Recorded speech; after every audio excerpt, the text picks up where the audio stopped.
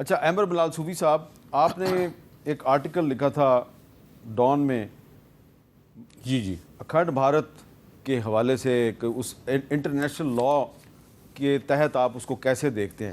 اب تو یہ جو نقشہ ہے اکھنڈ بھارت کا، یہ تو انہوں نے انڈین پارلیمنٹ میں بھی لگا دیا ہے. جی ہاں. اور سی این این کہتی ہے جی کہ یہ ایک نقشہ جو ہے یہ ساؤتھ ایشیا کے امن کے لیے بہت بڑا خطرہ ہے.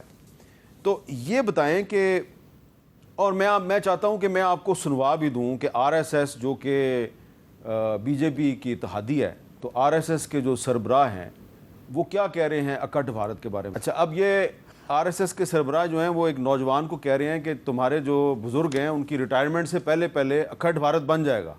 میں ذرا ناظرین کو بتانا چاہتا ہوں کہ اکھنڈ بھارت میں کون کون سے ممالک شامل ہیں. یہ جو آج کا ہندوستان ہے، اس کے علاوہ جی اس میں یہ کہتے ہیں پاکستان بھی اکھنڈ بھارت میں ہے، بنگلہ دیش بھی اکھنڈ بھارت میں ہے، بھوٹان، تبت، برما، اس طرف سری لنکا.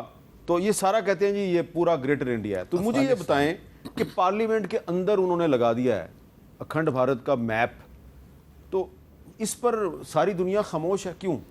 دیکھیے حامد صاحب، بات یہ ہے کہ ایک تو ہے نا انٹرنیشنل ریلیشنز کا پرسپیکٹیو، ایک ہے اکنامک تعلقات کا پرسپیکٹیو. یہ چیزیں سیپریٹلی چلتی ہیں. ایک ہے قانونی اور لیگل پرسپیکٹیو، کہ ایک ملک اگر ایک موقف اڈاپٹ کرتا ہے، کوئی بھی موقف، اس موقف سے اگر آپ ایگری نہیں کرتے تو آپ پر قانونی ڈیوٹی ہے اس کو رسپونڈ کرنے کی. اچھا، اگر آپ اس کو رسپونڈ نہیں کرتے تو گویا آپ اس کو کوائٹلی یوں سمجھیے کہ ایکسیپٹنس کی طرف لے کے جا رہے ہیں. یہ ایک ڈینجرس ڈیولپمنٹ ہے جس میں ایک ملک ارادہ کر رہا ہے کہ وہ اپنے اطراف کے پڑوسی ممالک پر قبضے کا ارادہ رکھتا ہے.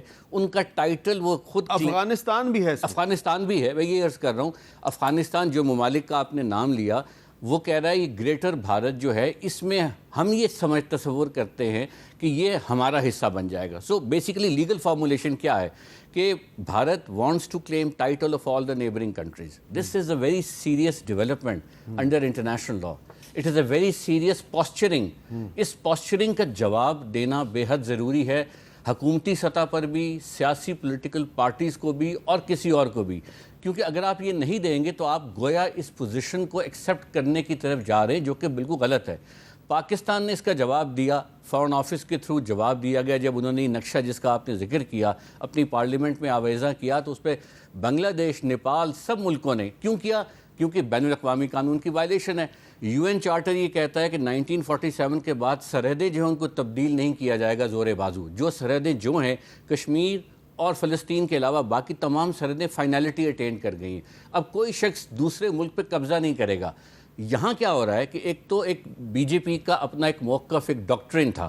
چلیے ڈاکٹرن تھا، موقف تھا، بات چیت چل رہی تھی، جس طرح انہوں نے کہا انڈر وینیئر چلتا آ رہا تھا 50 سال سے، ہم بھی اس کے بارے میں زیادہ بات نہیں کرتے تھے. آج کیا ہو رہا ہے کہ جو official representatives of the state of India اور republic of India, union of India کے ہیں، وہ یہ بات کر رہے ہیں. تو جب میرے سامنے اگر یہ ایم پی جو ہے مدھیہ پردیش کے چیف منسٹر کی اسٹیٹمنٹ اگر آ جائے جس میں وہ کہیں کہ it will happen one day اور سونر، یا جو آپ نے بھی اسٹیٹمنٹ سنائی وہ آ جائے. اور اس سے پہلے جب میں نے یہ آرٹیکل لکھا تھا تو اس وقت میں دیکھ رہا تھا کہ آفیشیل لیول پر یہ نیریٹو بلڈ کیا جا رہا ہے کہ ہم اکھنڈ بھارت کی طرف جائیں گے. تو میں سمجھتا ہوں کہ جو یہ اشارہ اب یوگی جی ان کی، ہاں بالکل کی طرف کر رہے ہیں. ان کے علاوہ بھی کچھ اور لوگوں نے یہ آفیشیل اسٹیٹمنٹ دی. مجھے یاد ہے 2020 میں جب میں نے اس پہ کام کیا تھا تو میں نے اپنی ٹیم کو لگایا تھا کہ مجھے جو ویو ہے آر ایس ایس کو اس کو ایک طرف رکھ دیں. کیا جو حکومت وقت ہے انڈیا کی اس وقت، اس کے آفیشیل ریپرزینٹیٹیو کا بھی یہ موقف ہے؟ اگر یہ ہے تو یہ بہت ڈینجرس ڈیولپمنٹ بین الاقوامی قانون کے نیچے. تو اب وہ چیزیں سامنے آ رہی ہیں. اسی لیے جو پاکستان کو یہ چاہیے کہ، اور تمام ممالک جو ہے انڈیا کے ارد گرد، ان تمام ممالک کی ایک کلیکٹیو رسپانسبلٹی ہے to give a push back on this stated position to the Indian government. اور اسی طرح دنیا کو بھی اس چیز سے باور کروائیں کہ یہ غیر معمولی ڈیولپمنٹ ہے. اس کی ایک اور فارمولیشن یہ ہے کہ اسے ہم کہتے ہیں ہسٹورک ٹائٹل کی بنیاد پر ٹائٹل کلیم کرنا. ہسٹری میں بے شمار امپائرز رہے ہیں. اب ہسٹورک ٹائٹل کو ایڈمٹ نہیں کیا جاتا 1947 کے UN چارٹر کے بعد، تمام ہسٹورک کلیمز پیچھے رہ جاتے ہیں۔ اب جو کلیم ہے اس کی، ورنہ تو مسلمان بھی کہیں کہ ہم ہندوستان پہ دوبارہ آنا چاہتے ہیں، ہمیں اسپین دیا جائے اور سو آن سو فورتھ، تو دنیا کیوٹک سچویشن میں چلی جائے گی۔ اس لیے جو بین الاقوامی قانون دانوں کا موقف ہے وہ یہ ہے کہ ہسٹری کی بنیاد پہ کسی ٹائٹل کو اسرٹ کرنا، اس کو ایکسپینڈ کرنا UN چارٹر کی وائلیشن۔ اچھا اعزاز چودھری صاحب، آپ ایک بہت ہی جہاں دیدہ تجربہ کار ڈپلومیٹ بھی رہے ہیں، اگر کسی ملک کی پارلیمنٹ کے اندر ایک ایسا نقشہ لگا دیا جاتا ہے جس میں کہ 5-6 ہمسایہ ممالک کو اس میں شامل کر رہے ہیں اور کھلم کھلا کہہ رہے ہیں جی کہ یہ پاکستان، افغانستان، بنگلہ دیش، سری لنکا، نیپال، بھوٹان، یہ سب جو ہیں یہ انڈیا کا حصہ بن جائیں گے، تو اس پہ کیا پاکستان کے پاس کوئی انٹرنیشنل فورم ہے وہ کہے کہ جی بنگلہ دیش وہاں پہ جا کے کہے، نیپال وہاں پہ جا کے کہے جناب کہ ہماری جو سیکیورٹی ہے وہ تھریٹنڈ ہے، ہم خطرے میں ہیں، ہمیں آپ بچائیں؟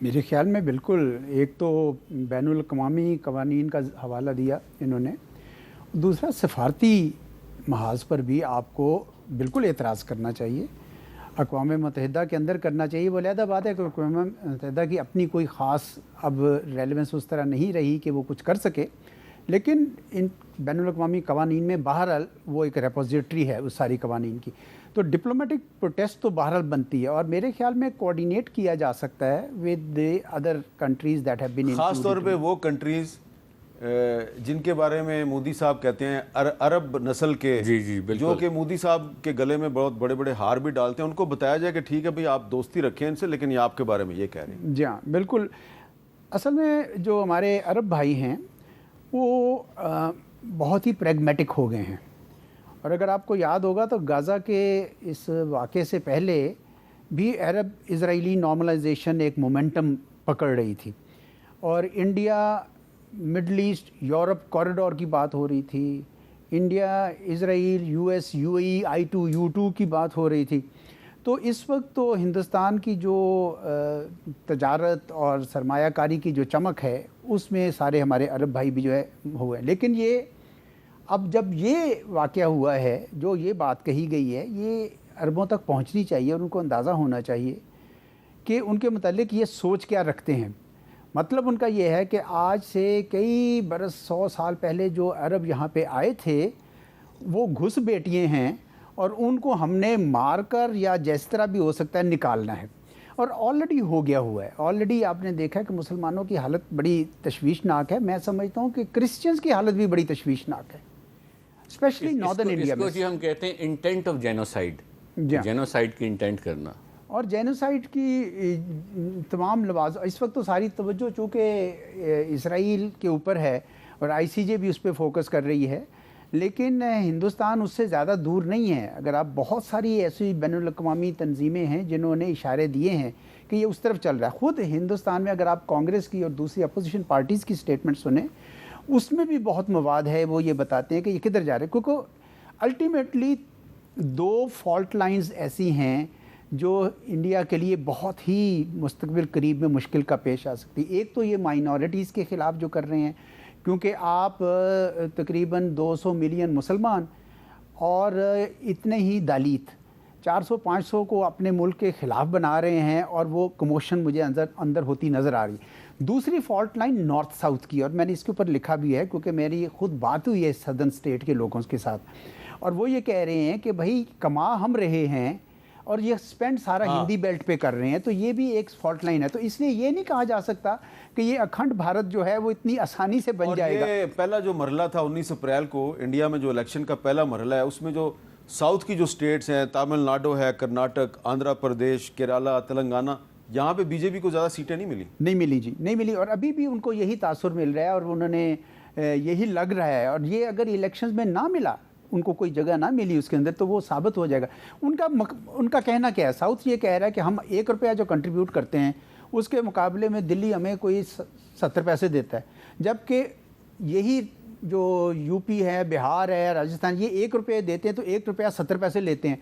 तो आप हिंदी बेल्ट में ये जितने आपके, हमारे यहाँ तो ये इशू ही नहीं है हिंदुत्व का, हमारे यहाँ तो क्रिश्चियन और मुस्लिम मोदी साहब ये जो एंटी मुस्लिम तकरीरें कर रहे हैं ये राजस्थान में जाकर कर रहे हैं। जी, और ये सारी जो नॉर्दर्न इंडिया की बेल्ट है ना, उसमें ये चीज़ एक्सप्लॉइट की जाए। साउथ इंडिया में ये इशू है नहीं। तो लेट्स सी ये कैसे होता है, ये फॉल्ट लाइंस इनको छोड़ेगी, ये इतना आसान नहीं है अखंड भारत को बनाना। अच्छा, इसमें जनरल साहब मैं आपके पास ही आ रहा हूँ, लेकिन मैं चाहता हूँ कि आपको ये बताऊँ कि पाकिस्तान की जो गैर मुस्लिम कम्युनिटी है, एक हमारे कार्टूनिस्ट हैं रोहित भगवत साहब, उनका डॉन में कार्टून छपता है, हिंदू कम्युनिटी से उनका ताल्लुक है। उन्होंने मोदी साहब के ये जो बयानात हैं इनकी बड़ी मजम्मत की है। वो कहते हैं जी मोदी जो है वो मांग रहा है vote for me to and secularism in India. और इसके अलावा मैं आपको ये जो योगी साहब हैं इनका भी जिक्र हुआ था, उन्होंने पिछले दिनों एक तकरीर किया, उसमें वो कह रहे हैं जनाब कि हिंदू और मुसलमान दो अलग-अलग कौमें हैं, इनका टकराव होने वाला है। ये बात तो 1947 में जब हमारे बुज़ुर्ग कहते थे, कायद-ए-आज़म मोहम्मद अली जिन्ना, तो उस वक्त कांग्रेस कहती थी कि जी ये बिल्कुल गलत है, ये तो दो कौमी नज़रिया कोई चीज़ है ही नहीं है। तो अब खुद बीजेपी की लीडरशिप यही बात करी है, लेकिन साथ में वो कह रहे हैं कि एक बहुत बड़ा टकराव होने वाला है।